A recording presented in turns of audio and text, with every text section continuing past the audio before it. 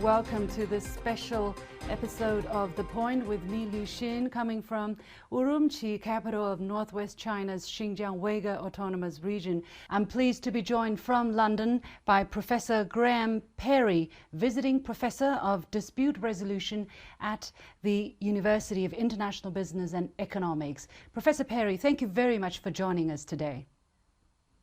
I'm pleased to be with you. Thank you, Xin. So you have just finished a lengthy article on your thoughts and the origin and development and the conclusion of the so-called genocide and forced sterilization issues in Xinjiang recently. I read that report. It's very long, it's very comprehensive. So I want to discuss some of the things you talked about in that paper. For instance, you argue that the Xinjiang allegations are all about security, territorial integrity and terrorism, and have nothing to do with race, racial hatred or racial oppression. Could you elaborate on this argument and how you reach that conclusion? Yes, the problems in Xinjiang arose out of the conflict between China and the Muslim separatists, the Muslim fundamentalists, and their attempts to set up an independent state. In other words, to separate the Xinjiang autonomous region from China. And that was an ongoing dispute. It's been quiet for the last 4 years, but it may flare up again. But there was a lot of violence. There was a lot of violence. The terrorists were very active. And in my article, I set out the details of the violent episodes that occurred when the separatists became violent in an attempt to force separatism on the People's Republic of China. That is how these events occurred. The way they're reported in the West is fundamentally different. The West reports it as genocide, as an attempt by the China state to remove large numbers of Uygurs and to reduce their population significantly. That, by any definition, is genocide. Whether it's deaths, whether it's forced sterilization, it is reducing the number of people, hoping to eliminate their culture, their way of life, and their numbers. That is how the West has reported the problems of separatism in China. Now, the West has intentionally misrepresented, in my view, what is going on in Xinjiang. Why do you think?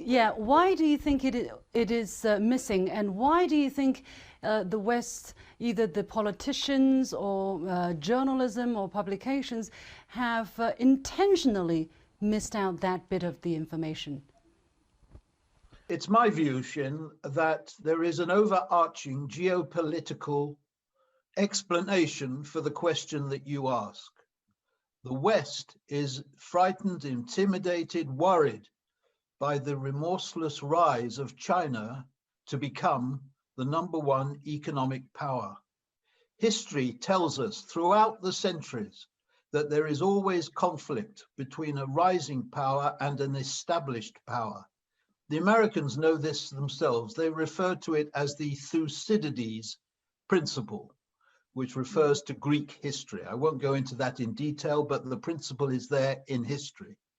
Yeah. And you have a situation today where America has been the top international power for many years, certainly since 1945, probably earlier as well. And now, remorselessly, relentlessly, the big experiment in China, which the Americans disregarded for many years, has become increasingly successful, and China is poised to become the top economic power. Just bear in mind, this is a very difficult thing for the Americans to accept. That's why I say the issue of Xinjiang exists on its own, but it exists within the overarching geopolitical struggles between the rising economic power and the established economic power. Let me ask you this. How do you look at the measures that China or Xinjiang has been taking in order to handle terrorism or to prevent terrorism? What does amount to in your eyes? And how far away, how detached is the Western narrative of so-called concentration camp in your eyes with reality? Well, let me tell you what I think the Chinese did, and then let me comment on how the West reports what the Chinese did, because they're two different things. First of all, I think the Chinese divided the people of Xinjiang into three groups, the Uyghurs into three groups, not Xinjiang, the Uyghurs. They divided them. There was the hardcore terrorists. That was the hardcore group of people, the leaders, the people that resorted to violence, the people that came to Beijing and stabbed ordinary pedestrians, that responsible for the Kunming railway explosion and other events. That's a small group of people. Behind them is a larger group of people, of followers, people who are influenced by the terrorists, but who aren't necessarily the terrorists. That's the second group. And then there's a third group, which is very important, which is the overwhelming majority of Uyghurs who live in Xinjiang and live in a happy, contented state. So as regards the first group, the terrorists, the Chinese action was resolute and firm. There were arrests, there were deaths, and I'm sure there were executions. But for the group in the middle, the large number of people who were influenced by terrorist thinking, the Chinese came up with the idea of re-education camps. This is something that the West calls concentration camps. And it is that over which there is much difference. How do you look at these measures? Because for some people, even taking measures to prevent terrorism in their eyes is not acceptable. And however China tries to explain or tries to show some people, they seem to think that these measures to prevent, to preempt any terrorism crimes is not acceptable. What is your understanding and your argument here? Well, every government regards itself as entitled to take action against people who are trying to overthrow the government. I think China took a very significant difference of opinion, difference of action between the hardcore terrorists, who they regarded as enemies, and which any government would have regarded as enemies because they resorted to violence, and the larger number of followers who the Chinese wanted to wean away, take away from the ideology of violence and separatism. At first, the Chinese tried the time-honored method of arrest and prison, but they found, as the West has found, that if you put followers into prison with the extremists turn the followers into extremists. So the Chinese realized, I think, that they had to take decisive action to separate the hardcore terrorists from the followers, and it is the followers who they have compelled to engage in a re-education process. The West calls it brainwashing. The West calls it concentration camps. That's because the West wants to misrepresent what China is doing. But the reality is that China's been quite far-sighted in trying to save future deaths by educating many of the people who had sympathy with the separatists and winning them away from that destructive ideology. Mr. Perry, you argued extensively against the idea of so-called genocide. Help us understand what conclusions you reached and how you reached that conclusion. Well, there is a widely accepted definition of genocide set down by the United Nations. Basically, it means attempts to eliminate the existence of a group of people, whether they're defined by race, by nationality, or by some other definition.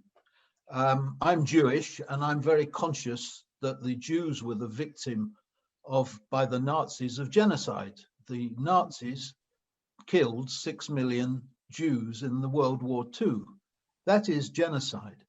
There have been allegations of genocide against the Rohingyas in Burma. There have been other instances of genocide in Serbia as well. There are many instances, historical examples of genocide. That said, each genocide has its own characteristics. But what was originally said about China by Pompeo in particular, the American Secretary of State, was that China was guilty of genocide. He didn't have the evidence of genocide. There weren't evidence of people being killed. There weren't evidence of crematoria. There wasn't evidence of people being put up against a wall and shot, which was the position that happened to the Jews in World War II. But what they have focused on is forced sterilization, and the allegation against the Chinese government is that they have sought to reduce the number of Uyghurs in the population by forcing women to undergo forced sterilization to make it impossible for them to be pregnant, with the long-term hope that that would reduce the number of Uyghurs being born in China. So that is the approach they have taken. Forced labor is a different matter, but the allegation of genocide really is very, very serious. And the question for me is, has it been proved? And here we come back to the very uncertain evidence of somebody called Adrian Zenz, and I have set that down in detail in my article. But I'm depending on the research and investigation done by non-Chinese sources. This is reflected in the recent program put on by the Hamilton Coalition in Canada, where they involved Grayzone, Daniel Dumbrill, and other people to evidentially, step by step, go through the evidence of genocide in order to prove that there was no such genocide. I've looked at their work, I've looked at the numbers, and I find Adrian Zenz's evidence very, very weak. Have you ever wondered, it's not difficult for anybody who read and who try to find out about this matter to find lots of loopholes in their argument, and yet it seems that these allegations have found quite a large number of audience who are people who are very readily accepting this idea. What exactly has happened? I mean, I'm sure there are other people who have independent, who can think for themselves as well in the West, and yet why are there not as many people in the political circle or in the media standing up and speak up against what they believe is falsehood, or at least ask the questions? I think there is a historical explanation for this, Xin, and this partly focuses on the history of the Soviet Union. When the Soviet Union came into power in 1917, it worried the Western countries, the capitalist countries, very, very significantly. There was fear of not simply revolution in Moscow, but revolution all over Europe. And the idea of a successful Marxist revolution across Europe worried the capitalists to their roots. So there is a lot of people look at China through the lenses of the Soviet Union. And there is an antipathy to any government that calls itself a communist government. Communism is not popular. Communism is associated with violence against the people. And it doesn't take a lot to stir up indignation and feeling on the issue of China by making a connection with the alleged genocide of the Uyghurs.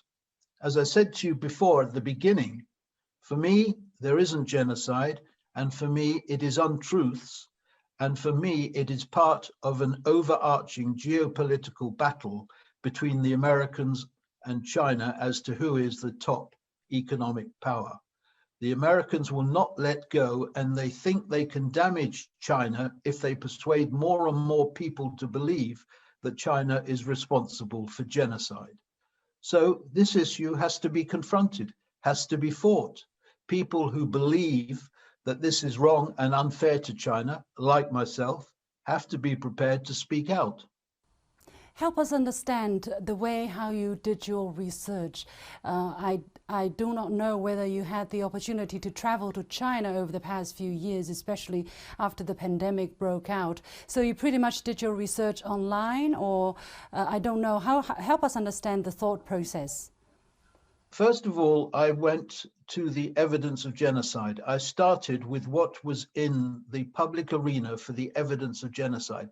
And this always comes back to Adrian Zenz. For example, in my article, I quote an interview between Grey Zone and the man, I think his name is Nanat, who is president of the World Uyghur Congress. And the interviewer from Grey Zone, I think it's Blumenthal, says to him, where do you get the figure of 1 million people in concentration camps? And he says, oh, we got it from America. Well, who gave you the information from America? We're not sure. There is a lot of willingness on the part of people who are anti-communist, have no sympathy for the communist way of government, to accept very, very unsubstantiated evidence of genocide. Now, in my opinion, this is very bad. Whether you're pro-China or anti-China, if you're going to throw around the term genocide, you need to be sure of your facts. And the basic fact that undermines Adrian Zenz's investigation is that the number of Uyghurs in Xinjiang, the population has increased rather than decreased. That is not a sign of genocide. But help us understand your understanding with the so-called forced labor allegation that has also been circulating. What have you found out so far? Because you promised to write a paper on that as well. Let's do more work on the issue of forced labor. The allegation is that the Chinese uses a prison population to promote the production of goods that enter into the production chain of goods that arrive in European, American countries around the world. That is the allegation, and it's a third attempt to damage China's reputation by arguing that they're exploiting people who do this work because they are not paying them a proper wage, and that is why they give the title forced labor. China disputes this, says it's not true, and it's a matter of opinion. But you know, Xin, it is like this. If you want to believe something, you'll believe it, even though the evidence isn't there. And I find I'm in a minority when I argue the case for China. I'm looking to argue it more and more. I'm hoping to get onto more platforms because I hope this article will show to people that I've looked into the matter and I've researched it thoroughly, and I should be listened to, because the people who are alleging these things about China are merely repeating what they've heard in the media. And most of the media comes back to one name, Adrian Zenz. So I assure you, I will be going into the question of forced labor. It won't be such a long article this time, but it will deal with the allegation. And again, I'm sure that it is untrue on the basis of what I've read, but I need to prove that to the satisfaction of my audience. Have you many audiences already? Do you find difficulty getting yourself in the mainstream media platforms?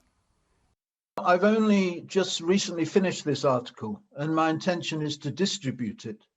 Having distributed it, I then have to convince people that they should listen to what I have to say by inviting me to come along and speak. I'll just give you one example of somebody. My background is a human rights lawyer. And one of the lawyers that I worked closely with is, I find, on the other side from me on the issue of China and genocide. Mm-hmm. And her name is Lady Kennedy of the Shores. She's a prominent lawyer, and she's also in the House of Lords. And she and I were always on the same side when we worked together in the law. Now, on the question of China, we're on separate sides. But I think her mind has been made up on the basis of the oral testimony that has appeared in the West by Uyghur women who have alleged that they are victims of sexual misconduct by camp guards in Xinjiang. So that is something I have to look into. I've referred to that in my article because I've talked about some of the women and exposed the inconsistency in their stories. But you have to be a bit careful when you're dealing with testimony about genocide. And I need to be sure I'm right. I say this because I know from experience that people who escaped Germany and came to the West and said Jews were being killed in large numbers were simply not believed. So I have to make sure that I've got all the evidence, and that's a bit of thorough investigation. But I believe the evidence is there because the testimony that I've seen is oral testimony of sexual assault. And this is what has upset a lot of human rights lawyers in the West who think that China is maltreating Uyghur women on a large scale. Look, when you talk about oral testimony, the world had a very bad experience with that in terms of oral testimony and the United States using such testimony as an excuse to wage war in the Middle East, and it turned out that it was all a farce. It was put on and it was fake tears that was being shown to the world. Do you think there is a problem with the way how evidences are collected? I mean, you have people still invited to testify in front of the Congress, and they can be talking anything, and there is not much credibility or responsibility associated with that, you know, and the Congress people can base their decisions on these oral testimony, regardless of whether these witnesses have been debunked or not. You know, I'm a lawyer, and a lot of this is to do with the law. And if you were in a court of law, and I have defended people who've been accused of rape, and I've appeared on the other side, both sides of the argument, you know, you have to present a logical argument which stands up to investigation by impartial people. Now, that's not all. It seems there is no independent investigation by people who are credible, who are independent. You see, that's how I see the problem with these oral testimony from the witnesses of alleged sexual crimes in Xinjiang. So you ask yourself the question, why are so many people willing to accept the evidence of people which is untested? It's a fundamental principle of law that if somebody makes an allegation, that allegation has to be investigated objectively, in a detached way, in an independent way. But when it comes to China and sexual assault, people are prepared to put to one side their usual standards of investigation and embrace the evidence because they want to believe it. They want to believe China is behaving badly. So there is an uphill battle. I don't say this is an impossible battle, Xin. I don't. There are people who will increasingly recognize that the evidence that is being put forward has to be subjected to scrutiny. And in my article, you may remember, I gave an example of a woman from Iraq who was working in a hospital in Kuwait and gave evidence that Iraqi soldiers had come into the hospital where she was working, picked up babies and left them to die on the floor. It turns out this evidence was completely untrue. So there is a precedent for saying, when you look into this evidence, look into it thoroughly. And I know in the Chinese media, 2 or 3 of the women giving evidence have been shown to be very, very inconsistent. That has to be done, each one, every witness that comes up, the Chinese side have to put forward their arguments why that woman's evidence should not be tested, should not be accepted without investigation. Yeah. Well, time limiting, Professor Perry, we have to leave it here, but it's a fascinating conversation with you, and I wish you all the very best and hope that you will find an audience who are willing to at least listen to what you have to say about your research. Professor Graham Perry, Visiting Professor of Dispute Resolution at University of International Business and Economics. Thank you very much for having me on your program, and I wish you well in the future, Xin.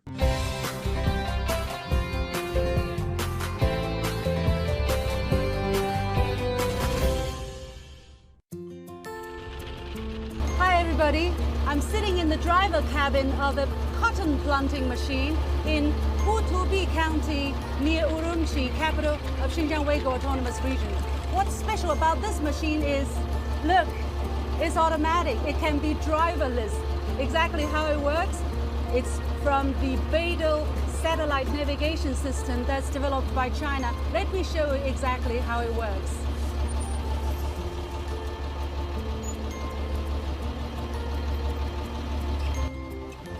Come with me. So, as I told you, this uses the Beidou satellite system, and that white box up there is exactly how it receives signal. Now let me come down. Come here. So this is the monster, and here it has several layers of devices. This is where the cotton seeds go in. Come and take a look. Do you know how cotton seeds look like? Look, these are cotton seeds, okay? They will go into these boxes, and then from these tubes, they will go underneath into the ground. And then we have these plastic foil, which will cover the cotton seeds and cover the soil. Underneath that, we also have these black tubes, which is where the irrigation system will be using. In the summer, it will give very targeted irrigation methods. And let's take a look of what it has done so far. Look, this is the way how it's going to look after it's planted. Where are the seeds? It has little holes that's been driven by the machine, and the cotton seeds are supposed to be in there. And these soil over there will be used to cover, to keep the plastic foil on the ground. This is the place where there is the highest level of mechanization in the whole of China, one of the places. And from planting to harvesting to fertilizing, everything is using machines. But I have to tell you, this is only happening here in northern Xinjiang more often. In southern Xinjiang, there is not such a high level of mechanization. Still, some manual labor will be used, but it's also because there, if you grow very high quality cotton, people prefer to pick it manually because that will give you better and higher quality harvest as well. That's my reporting from Hutubi County near Urumqi in Xinjiang Uyghur Autonomous Region.